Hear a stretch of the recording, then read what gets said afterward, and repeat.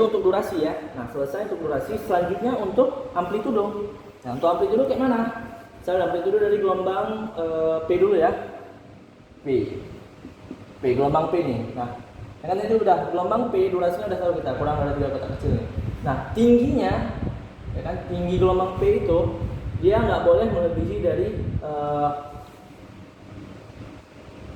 ini ya batasnya ya. Ini yang aku pahami dari buku merah ini, dia nggak boleh melebihi dari 0,25 milivolt. Jadi kalau dikonversi nggak boleh lebih dari 2,5 kotak kecil. Oke, ini dengan syarat sekali lagi apa? Settingan mesin itu harus default, harus 25 mm per second dan 10 mm per milivolt. Itu untuk gelombang P. Kemudian untuk gelombang Q. Nah, gelombang Q perlu diingat dia kan nggak selalu muncul, ya kan, makanya tadi kita sebut kompleks QRS. Nah, kalau muncul, maka baik ke arah kalau gelombang Q muncul kan berarti ke bawah deh, kan atas nama gelombang Q pasti turun atau defleksi negatif. Kalau negatif berarti kita kan pakai minus milivoltnya, maka dia nggak boleh lebih kecil dari,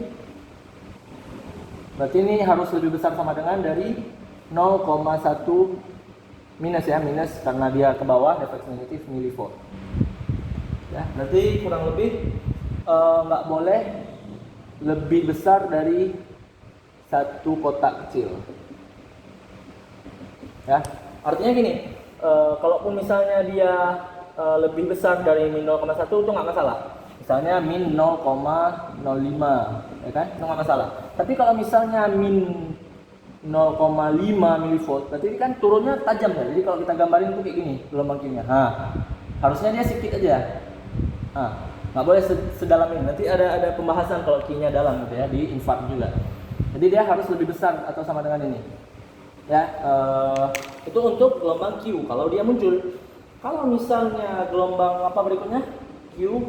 Nah, R, kalau R dia nggak disebutkan juga. Ya, khusus untuk R dia nggak disebutkan, sama S ya, RS itu nggak disebutkan angkanya karena nanti ada pembahasan khusus dia, sama kayak yang tadi aku bilang.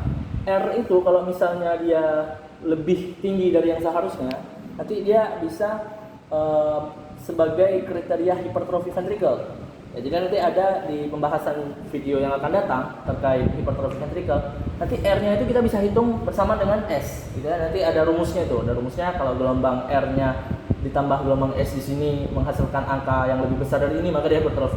Nah, artinya apa? Secara umum ya, kalau kedua gelombang RS ini pas di jumlah-jumlah itu pakai rumus itu dia belum memenuhi kriteria itu, berarti dia normal.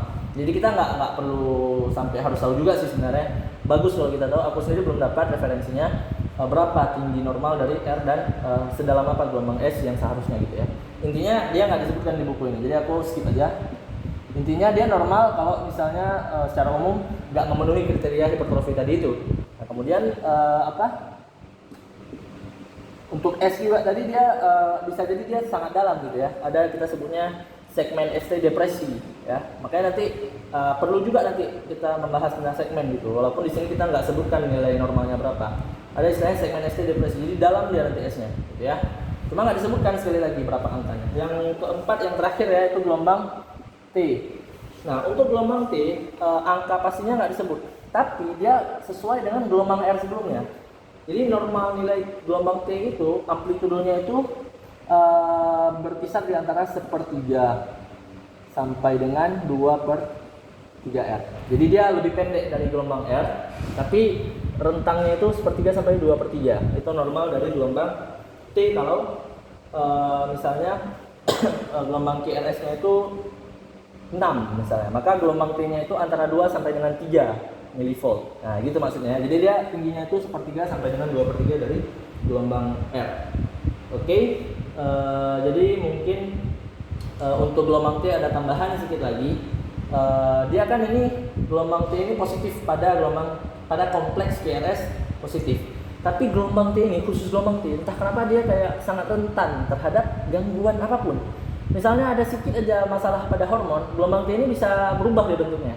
Yang seharusnya positif saat kompleks QRS-nya juga positif, dia bisa jadi turun nanti.